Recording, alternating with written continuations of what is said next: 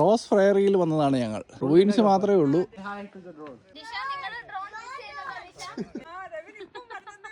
എന്താ അവിടെ അതിന്റെ മുകളിൽ പരിപാടി?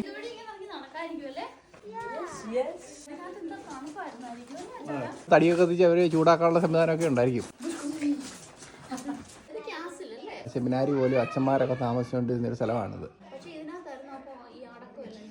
പണ്ട് മുതലേ പള്ളിക്കകത്തൊക്കെ ആളുകളെ അടക്കുമായിരുന്നല്ലോ.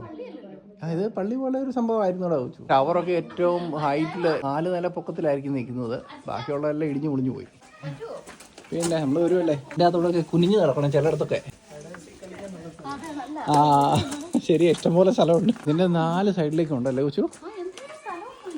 ഒരു മെയ്സ് പോലെ അങ്ങോട്ടും ഇങ്ങോട്ടും അല്ല. ആൾക്കാർ ഇന്നിപ്പോൾ കാലാവസ്ഥ നല്ലതായതുകൊണ്ട് ഈവനിങ്ങിൽ ചുമ്മാ ഒരു വാക്കിനും അതുപോലെ എക്സ്പ്ലോർ ചെയ്യാനൊക്കെ ആയിട്ട് വന്നതാണ്. ആഞ്ചല,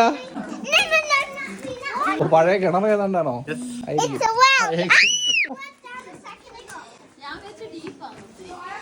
അല്ലല്ല,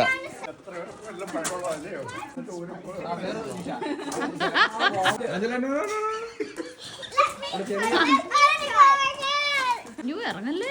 ഞങ്ങളുടെ ആഞ്ചല ബേബിയുടെ ഫോട്ടോ ഒക്കെ എടുക്കുക. പതുക്കെ പോ.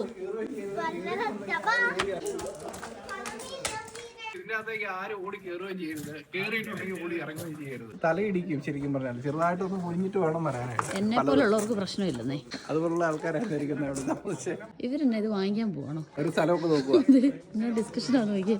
ഇവിടെ ഒരു വാതിലും അങ്ങോട്ട് കയറാനുള്ള സ്റ്റെയറൊക്കെ ഉണ്ട്. പക്ഷേ താഴേക്ക് ഇറങ്ങാനോ അല്ലെങ്കിൽ അതിന് മുകളിലേക്ക് കയറി പോകാനോ ഇപ്പോൾ ഒന്നുമില്ല. എല്ലാം ഇടിഞ്ഞു പൊളിക്കുന്നത് കേട്ടോ. ഈസി ആയിട്ട് നമ്മളൊക്കെ കുനിഞ്ഞ്. മുകളിലും ഉണ്ടോ? സ്റ്റോൺ ഹീറ്റ് ആയി കഴിഞ്ഞിട്ടുണ്ടെന്നുണ്ടെങ്കിൽ ഭയങ്കരമായിട്ട് ഹീറ്റ് റീറ്റൈൻ ചെയ്യും. റൂഫ് ഒന്നും ഇല്ല കണ്ടോ. ഇവിടെ എല്ലാം ഇങ്ങനെ ഓരോ പീഠങ്ങൾ പോലെ ഉണ്ടാക്കി വെച്ചിരിക്കുന്നത് കണ്ടോ. ഇതെല്ലാം ഓരോ ഫാമിലി ട്യൂബാണ് കേട്ടോ.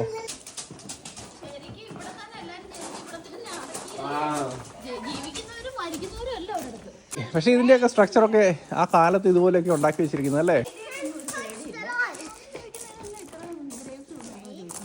എന്തിനാ വെച്ച് പേടിക്കുന്നത്? ആണോ? അത് നമ്മളെ ഇങ്ങനെ ആരെങ്കിലും ഒക്കെ പറഞ്ഞ് പേടിപ്പിച്ചോണ്ടോ വെച്ചു? ഈ പിള്ളേരെ നമ്മളങ്ങനെ പേടിപ്പിക്കാറില്ല. അവരങ്ങനെ പേടിപ്പിക്കുന്ന കഥകൾ കാണാറും കേൾക്കാറുമില്ല. അതുകൊണ്ടാണ് അവർക്കൊരു കുഴപ്പമില്ല. ഇവിടെ ഗ്രേവി യാർഡിൽ കൂടെ കുന്തളിച്ച് കിടക്കുന്ന എൻ്റെ മക്കൾക്ക് സ്നെയിലിനെ കണ്ടപ്പോഴത്തേനും കരച്ചിൽ വരുന്നു.